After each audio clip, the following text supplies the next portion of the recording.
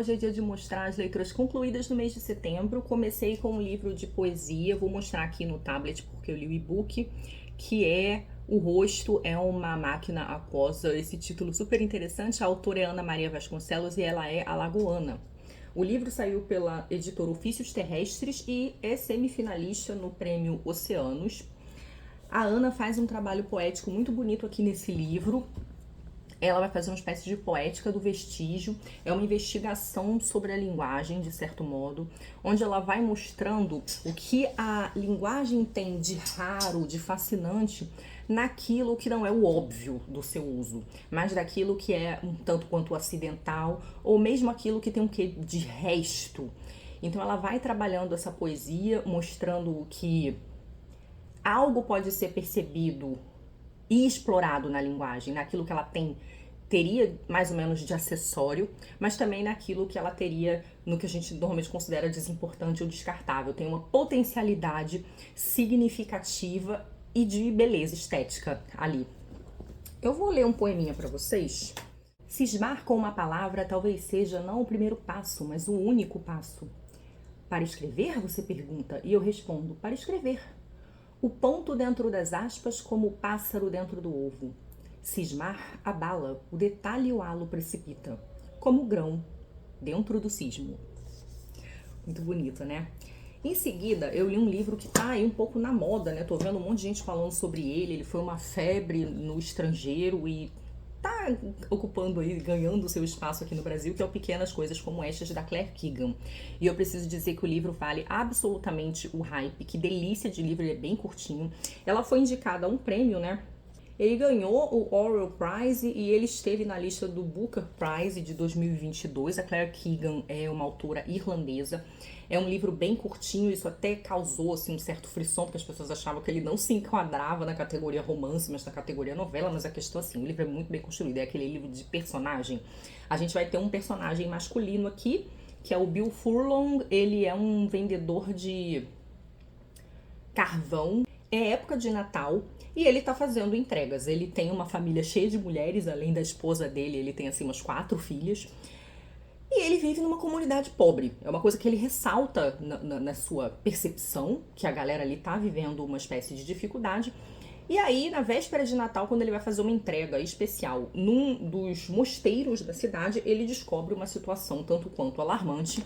E essa situação vai criar para ele um dilema moral. O que eu faço diante disso que eu descobri? Esse livro se relaciona, ele alude a uma situação que foi exposta recentemente na Irlanda, nos últimos anos, né? Que é a das lavanderias de Madalena, que eram conventos que tinham essas lavanderias, eles ofereciam serviços de lavanderia, mas o que na verdade acontecia é que famílias em que as filhas engravidavam ou em que as filhas destoavam assim de algum modo em relação aos costumes, ao que eles queriam em relação aos costumes, eram enviadas para esse convento e ficavam um tempo lá. Algumas o tempo suficiente para que o filho nascesse, e esse filho era doado de uma maneira bem esquisita pelos conventos. Normalmente elas doavam mediante uma doação que a família que queria a criança fazia. Isso são nomes, subterfúgios para venda de pessoas, não é mesmo? E essas moças ficavam fazendo trabalho não remunerado, elas eram praticamente escravizadas nessa lavanderia. Eram horas e horas de trabalho em que elas não recebiam por isso, e depois de um tempo uma série de denúncias foi saindo por causa disso. O livro, ele não vai se aprofundar nessa questão, mas ele alude a essa lavanderia, né? A descoberta do Bill Furlong vai ter a ver com isso. É uma descoberta muito angustiante porque ele percebe que a igreja, o convento, estão ligados a certas posições de poder ali. Então, peitar a igreja, peitar o convento é arrumar problema para si mesmo.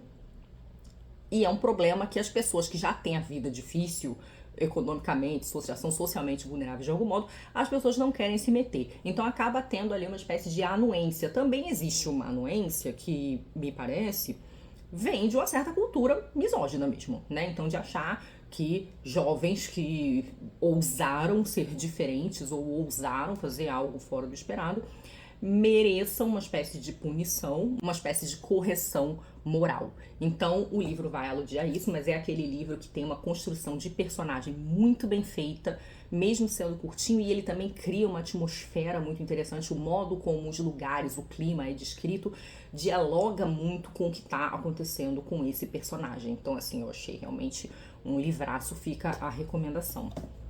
Depois eu li um livro que já está resenhado aqui no canal, que é o OO, da Elif Batuman, o último romance dela, onde a gente vai acompanhar o segundo ano na Universidade de Selim, essa estudante de origem turca, e onde Selim está às voltas com uma preocupação que é grande para ela, né, que é como ser uma escritora, como ter uma vida de escritora. Seus estudos são um pouco orientados para esse objetivo, mas ela vai percebendo uma série de dificuldades em viver vida de artista. O que seria isso? Ela acha que isso é importante para ter o que escrever, então ela vai entrando numa série de questionamentos. Os livros da Elif sobre a Selim são muito cheios de pergunta. Esse aqui tem ainda mais pergunta do que o anterior, a Idiota. E ela tá ali realmente tentando entender alguma coisa dessa cultura, alguma coisa da cultura universitária, ela estuda em Harvard, alguma coisa também da vida das pessoas, né? O que é ser uma jovem adulta, uma mulher adulta, e isso vai passar por uma série de reflexões sobre como se relacionar. É um livro que eu adorei, eu vou deixar a resenha linkada para quem quiser saber um pouco mais sobre ele. Depois eu li um livro de poesia chamado Liceu das Vozes, do autor pernambucano Estevão Machado. Esse livro saiu pela editora Urutau. A resenha dele tá lá no meu perfil do Instagram. E o Estevão vai refletir sobre educação, sobre o nosso processo humano de educação e como esse processo transcende o espaço escolar e acontece também no mundo. Ele vai fazer isso de maneiras muito interessantes. São poemas que refletem o nosso tempo e que exploram uma certa forma, não todos, mas uma certa forma poética que é bastante particular da região dele, que foi criada por um poeta local, que é a retranca. E aí, o nome do poeta que criou a retranca é o Alberto da Cunha Mello. Então eu acho que além dessa reflexão sobre a educação, existe essa homenagem, esse resgate desse poeta local e dessa forma original. Também vou ler um poeminha para dar um gostinho para vocês. O poema chama Morfologia da Asa. Asa, plena, solta, salta, casa, plana, versa, passa, flácida rédea, na máxima de presidir seu destino na alçada das nuvens, em um celeste clandestino chão de migrar. Asa, plena, solta, salta, casa, plana, versa, passa, egressa de um horizonte inverso, onde for céu, oceano, onde mar, universo. Muito bonito também, né? Os links para quem quiser adquirir esses livros, né, tanto o Liceu das Vozes quanto o Rosto é uma Máquina Aquosa, vão estar no box de informações. Vocês podem adquirir esses livros com os autores. No caso da Urutau, no site da Urutau também. Então, vocês podem ir lá nas redes sociais dos autores e conversar com eles se vocês tiverem interesse pelos livros deles. A gente esse mês vai ter um curso sobre Sylvia Plath, e aí na verdade já estou há algum tempo aí às voltas com leituras e releituras de Sylvia Plath, mas eu decidi escrever um textinho no Instagram sobre um livro dela, que eu não tinha falado ainda, que na verdade é um continho, ele na verdade é uma fábula, né? Um livro bem curtinho, que é o Mary Ventura e o Nono Reino. A Sylvia publicou esse livro quando tinha 20 anos, ele é uma fábula sobre a gente assumir os nossos próprios desejos, as rédeas da nossa vida. Ele vai acompanhar a vida de uma jovem num trem. Os pais deixam essa menina na estação e deixam ela num trem. Ela começa essa viagem num trem, achando primeiro tudo muito interessante. Ela conhece uma mulher nesse trem com quem ela conversa, mas ao longo dessas conversas ela vai percebendo que tem alguma coisa muito estranha, não só nesse trem, como nessa viagem. Não vou dar os spoilers, mas é isso. Eu diria que é um livro sobre a autodescoberta, mas também sobre essa consciência de que a gente precisa assumir as próprias escolhas. Uma fábula bastante interessante, assim, ela tem mistura algo de surrealismo com impressionista, assim, tem imagens bem fortes.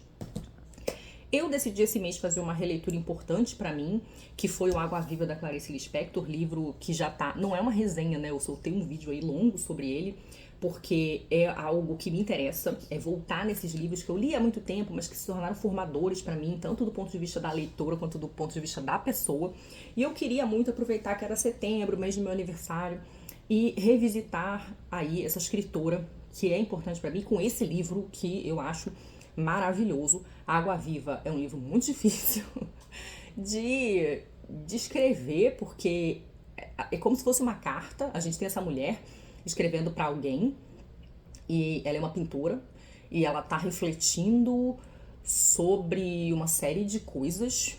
Ela está refletindo sobre uma tentativa de aprender através da escrita o que ela chama de um instante já, uma espécie de presente sempre fugidio, mas também de aprender algo como a coisa em si, que ela chama de it.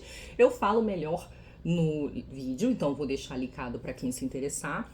Mas acho que nessas retornos, né, de livros que foram importantes para mim, né, eu me lembro de ter lido o Kafka, né, que é um autor que eu demorei para falar aqui no canal, que foi um autor importantíssimo para mim. Quando eu falei tanto da metamorfose quanto do processo, acho que eram vídeos que eu queria muito que tivesse aqui no canal. E também quando eu falei da Hilda Ilch, né, quando eu falei do Júbilo Memória no Viciado da Paixão. Tem alguns autores aí que eu não sei, às vezes é difícil voltar para esses autores e falar alguma coisa que faz sentido quando você é muito fã, quando é um livro que mexe muito com você. Então dessa vez consegui fazer com o Água Viva, da Clarice. Pro nosso clube, com apoiadores, a gente leu um belo diploma da Scholastic Mukasonga, que é um texto autobiográfico. A maioria dos textos da Mukasonga são autobiográficos. Eu acho que só a Nossa Senhora do Nilo é um livro de ficção. Posso estar enganada, mas é a impressão que eu tenho. Ele é um livro que saiu pela editora Nós. A tradução é de Raquel Camargo. Ele é um bom livro, mas eu fico com a impressão de que a Mukasonga introduziu certos assuntos. Certas coisas ela passou um pouco rápido. Essa história do diploma ela é muito especial porque o pai da Mukasonga faz muita questão de que ela se forme, e ela vai se formar, porém ela não consegue se formar no seu próprio país, ela é ruandesa. Ela sai de Ruanda antes do que ficou conhecido como o genocídio de Ruanda. Ela é do povo Tutsi, então é o povo que foi dizimado. E ela sai porque, assim, essas perseguições ao povo Tutsi, ela vai começar já ali pelo final da década de 50, porque, na verdade, quando os europeus, né, vão ocupar Ruanda, né, a gente vai ter algumas ocupações, ocupação alemã, depois a ocupação belga, eles vão incentivar e transfigurar uma certa diferença interna que havia entre povos Tutsis, Hutus e um outro povo que eu esqueci o nome agora, que era ainda mais minoritário, né? Os Tutsis eram minoritários em relação aos Hutus. Mas essas diferenças tinham muito a ver com a ocupação que eles tinham, né? Um povo estava mais ligado à criação de vaca, o outro era mais agricultura, e os europeus vão plantando na cabeça das pessoas, né? Tanto pela mídia presente na época, que era o rádio, ou pelo processo de educação nas escolas onde, né, as pessoas se educavam, de que os Tutsis eram humanamente superiores aos Hutus. E isso cria um problema seríssimo.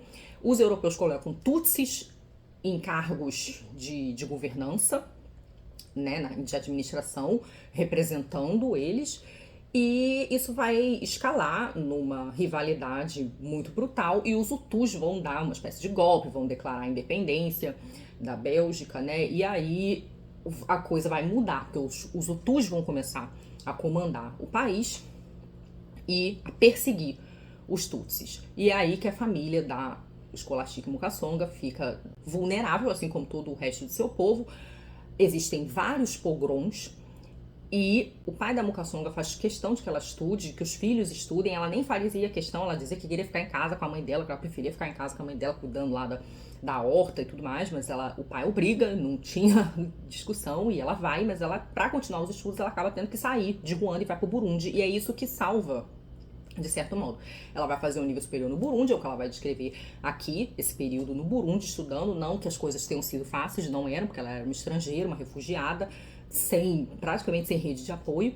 E todo o processo dela depois do Burundi, né? Porque ela vai se casar, ela vai trabalhar para a Unicef, então depois ela vai para o Djibouti, depois do Djibouti ela vai finalmente para a França e vai descobrir o quê? Que o diploma dela não vale nada na França. Então, a Scholastic é essa mulher com uma força, assim, e uma autoestima, que não é qualquer um que tem, não, assim, porque a mulher vai, corre atrás das coisas que ela quer. Mas eu realmente acho que pra gente compreender melhor a literatura da Scholastic, a gente tem que ler primeiro o Baratas. O Baratas é a base da literatura dela, é onde ela vai se aprofundar na maioria das coisas. E aí os outros livros, eles são recortes a partir daquele, é como se ela fosse dar uma ampliada em algumas questões que estão colocadas ali no Baratas. Então, por exemplo, para você entender direito essa situação do genocídio de Ruanda e dessa rivalidade forte que vai se instaurando ali no país, tem que ler o Baratas, porque aqui ela não vai explicar muito, ela vai aludir a coisas que aconteceram, uma situação crítica, mas ela não vai se aprofundar. Ela escreve bem, é um texto gostoso de ler, o clube foi ótimo, eu fiquei com medo, quando eu terminei de ler esse livro, eu fiquei, meu Deus, vai render esse clube? Livro curtinho, um texto assim relativamente fácil, o fato de que a Scholastic não se aprofunda muito em todas as questões, algumas coisas tá muito passando, mas não, acabou que o clube foi ótimo, algumas pessoas já tinham lido o Scholastic, já tinham lido Baratas, já tinham feito outros clubes de leitura em relação a isso. Então a gente conversou pra caramba, acabamos falando de política. E então foi muito bom, na verdade. E assim, gente, que alegria pra mim que é esse clube com apoiadores. É um dia em que eu realmente sou muito feliz, eu aprendo muito, eu fico muito contente, é uma das alegrias da minha vida. Então, felizmente, a escolha acabou funcionando. Mas é isso, se você vai ler Scholastic, comece pelo Baratas. Depois do Baratas, você lê os outros. Por fim, eu li As Vira-Latas de Arelis Uribe, autora argentina. Eu recebi esse livro da editora Bazar do Tempo. Tava muito animada porque, ler uma autora latino-americana é sempre bom, é sempre gostosinho. E eu diria que esse livro é isso, ele é gostosinho. Ele é uma coletânea curta de contos, onde ela vai falar ali de... Eu disse que ela é uma autora argentina, mas na verdade não, ela é uma autora chilena. Tô falando besteira aqui, ela é uma autora chilena. E esse é um livro que se passa... São histórias que se passam majoritariamente na década de 90. Então, alguém que foi jovem adolescente, jovem adulta ali pela década de 90. Ou seja, num período pós-ditadura. E existe um pouco essa sombra, né? Do tipo, o que é uma cultura? A cultura de um país latino-americano depois da ditadura, né? Quais são, assim, os resquícios dessa situação. E, assim, o livro é interessante porque é a vida de uma jovem... É uma jovem alternativa, tem questões de homoafetividade, por exemplo, as protagonistas geralmente são jovens do subúrbio, mas eu preciso dizer que o livro não me impressionou muito, não. Eu achei, inclusive, que várias histórias acabaram muito abruptamente, é um livro super fininho, né? Os contos são muito curtinhos. Então é isso, eu achei um texto gostosinho, mas eu acho que é aquele tipo de texto que vai passar pouco tempo eu vou ter esquecido. Não vou me lembrar mais muito. E não me impactou muito não, ainda que algumas das referências de década de 90 dela sejam parecidas com as minhas, eu acho que não é aquele tipo de livro que conseguiu se fixar muito assim na minha memória e nem muito afetivamente. Então é uma pena, mas é isso. Não é um texto ruim, mas não é também nada de muito notável, pelo menos não pra mim. Em setembro eu comecei vários livros que eu não terminei, tanto pro curso da Silvia como outras coisas. Eu devia ter soltado a resenha de Crônica da Casa Assassinada, mas não é um livro que eu estou gostando muito. É um livro que ele tem seus momentos, mas em vários momentos eu acho ele bem chato. Então eu tô fazendo uma certa força, ele é um livro grande, e agora então que eu entrei mesmo no ritmo, porque o curso vai começar, então das leituras do curso, eu sei lá quando que eu vou terminar. Eu pretendo continuar lendo, mas sabe lá quando que a gente vai ter vídeo dele aqui no canal. Mas eu queria como desafio pessoal, porque eu já tentei ler esse livro num outro momento. Como desafio pessoal, eu queria terminar, mas é isso, ele não tá funcionando muito pra mim. Eu vi várias resenhas, várias pessoas empolgadíssimas, e realmente eu estou assim... nem perto de empolgada com esse livro.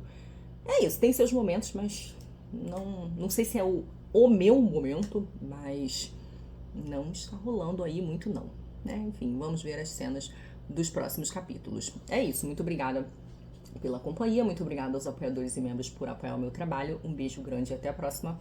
Tchau!